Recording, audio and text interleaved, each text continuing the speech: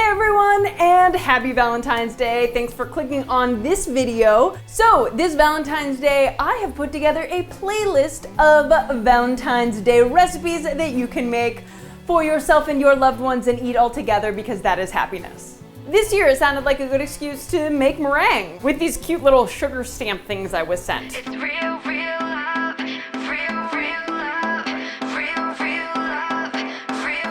Isn't that just the cutest? Real love, By the way, I show you how to make vegan meringue cookies a bit later in the video. Okay, hope you like these videos. Peace! I don't really get that excited about Valentine's Day, but there is a part of Valentine's Day that I can totally get behind, and that's this bad boy. Guess what? There are beets in this cake and in the frosting. You really can't tell. It's like beet magic. This cake is a part of a Valentine's Day series with my fellow YouTube tastemakers. Check out their beet recipes too. Links at the end of the video. Here's how to make chocolate beet cake with cream cheese beet frosting. Put 3 beets on aluminum foil. Drizzle with olive oil and wrap. Pop them in a 375-degree oven for an hour. Let them completely cool. The beets will be so easy to peel now. And then grate the beets. You'll need 3/4 of a cup for the cake and 2 tablespoons for the frosting. Butter whatever you're gonna bake the cake in. Beat the butter and sugars together. Then beat in the eggs one at a time. Throw in those beets and vanilla extract. Okay, put that to the side. Now in a medium bowl, whisk together flour, cocoa powder, baking soda, baking powder, and salt. Now add half of those dry ingredients to the butter and egg mixture. Now add the buttermilk, and then the rest of the dry ingredients. Put it in the baking pan and bake at 350 degrees. I baked mine for about 45 minutes, but it'll depend on what size pan you have. While the cake's doing its cakey thing, do the frosting. Beat a brick of cream cheese until it's smooth. Then add the butter and beat until it's well combined. Then beat in the beets. Haha, get it? Beat in the beets? This is fun. Then add the powdered sugar, vanilla extract, milk, lemon juice, and salt. Beat until it's silky. Refrigerate the frosting for about a half hour before you frost the cake. Alright, your cake's done, your frosting's done, you know the rest. Is it rolling? Yeah. Slather. If I didn't tell you that there were beets in it, you probably wouldn't even know. Can you taste the beet? No.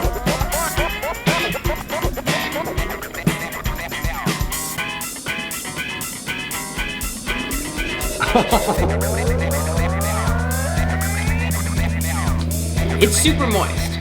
It's amazing. Happy Valentine's Day. Happy Valentine's Day!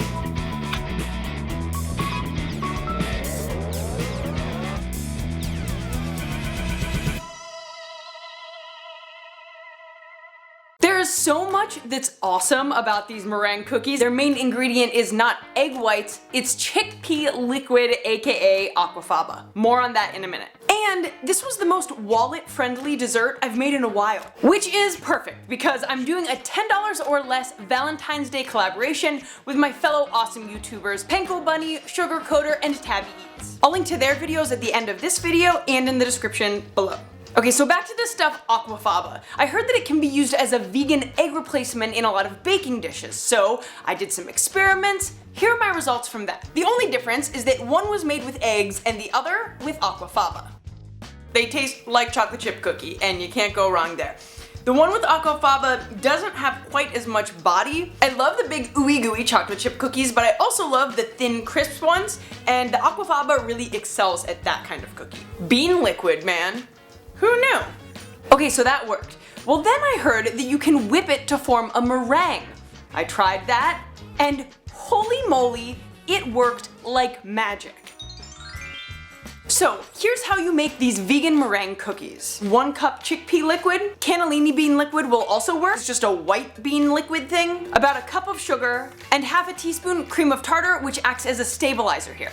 That's all, less than $10. If you happen to have some vanilla extract lying around, I would use about a half a teaspoon of that. You don't need it, but it adds a nice little flavor. So start by mixing the chickpea liquid in a bowl, either with a household electric mixer or a stand-up mixer with the whisk attachment. After about 5 minutes, you'll see the consistency forming, and now add the sugar and cream of tartar. Mix for approximately another 10 minutes or until the meringue forms peaks. Now fill a pastry bag with the meringue. A helpful kitchen tip for you, it's easier to fill a pastry bag if you put it in a jar like this. If you don't have a pastry bag, it's cool, just do dollops with a spoon. Now put the meringue on a baking sheet, on a silpat liner or parchment paper. Pop them in the oven at 200 degrees Fahrenheit for about 2 hours. And they're done. If you want to be fancy, you can brown the meringue with a flamethrower. So now let's see what my Valentine, Connor, thinks of these.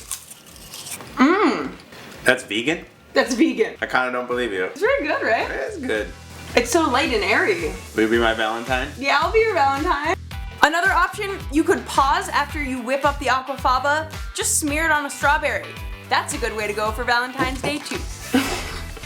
Alright guys, we want to wish you a very happy And quirky. Valentine's Day.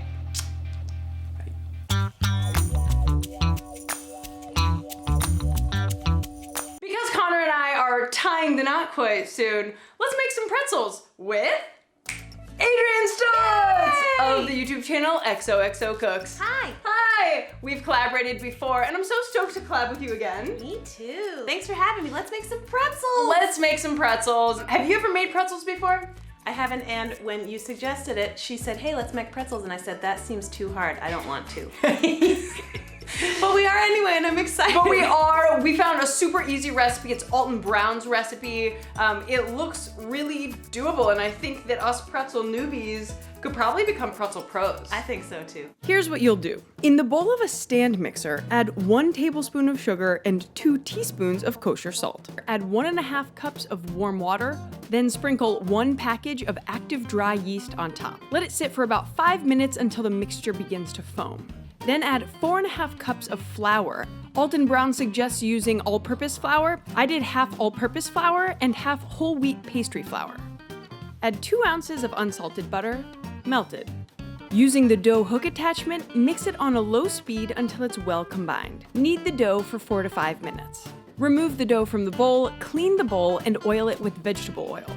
Then put the dough back in and cover with plastic wrap. Let it sit for about 50 minutes. And while you're waiting, hang out with your friend. So since we're making pretzels to signify tying the knot, Adrian is a married woman. And bling, bling, bling, bling. Is that what you say on YouTube? What are your pieces of, I was gonna say pretzel advice. What is your piece of wedding advice for me if you had to tell me one thing to keep in mind? Well, and I feel like if you look up wedding advice, you're gonna get lists of like 100 tips. Like there's so much garbage out there. I all have these Googled it. magazines. I've Googled it. Yeah, just forget all of those things, because the one tip that I just tell everyone when they get engaged is don't listen to anybody else's tips. So take the stress off. Enjoy it. Just eat pretzels. We just eat pretzels. Pretzels? Yeah, okay. Preheat the oven to 450 degrees Fahrenheit. Put parchment paper on 2 oven-proof sheets and lightly brush with vegetable oil. Set that aside. Add 2/3 cup baking soda to 10 cups of water in a big saucepan. Bring that to a rolling boil. While that's heating up, oh, that rose nicely. It feels nice. Yeah, it does. Separate the dough into smaller pieces and begin to roll it into a rope. Make a U shape with the rope, holding the ends of the rope. Cross them over each other and again, and press into the bottom of the U. It's a pretzel. Here, let me show you those steps again. Now you'll want to place your pretzels in the boiling water, one by one, for 30 seconds each. Remove them from the water and put them back on the oiled parchment paper. Make your egg wash. Take 1 large egg yolk and beat it with about a tablespoon of water. And then brush the top of each pretzel with your egg wash. And sprinkle with salt. We're using kosher salt. Bake until they're a dark golden brown color, about 12 minutes. Let cool and enjoy. They really turned out so well. They're impressive. It's really easy. I'm very proud of us. I was scared for no reason. Thank you for pushing me beyond my comfort zone. You know what? That's what I'm here for. Tastes like a pretzel. They're really good. How about some Dijon? Yeah, you gotta have mustard on these. Oh yeah. Oh, big. Way better. These are so good. These are great. So Adrian, tell them a little bit about your channel. My channel is XOXO Cooks and I do weekly videos. Oh, we didn't even talk about what we made on your channel. Oh yeah, P.S. We talked even more in depth about wedding stuff and just how to have a positive attitude about it. And we made little cute love tea sandwiches. It's perfect for Valentine's Day I love them. and life. So Yes. go to her channel, check it out. I'll put the link up like here somewhere. Thank you for coming on my channel Thanks for having me. and for being such a pretzel princess. Oh, we're pretzel princesses together Yes. in our pretzel palace. Yes.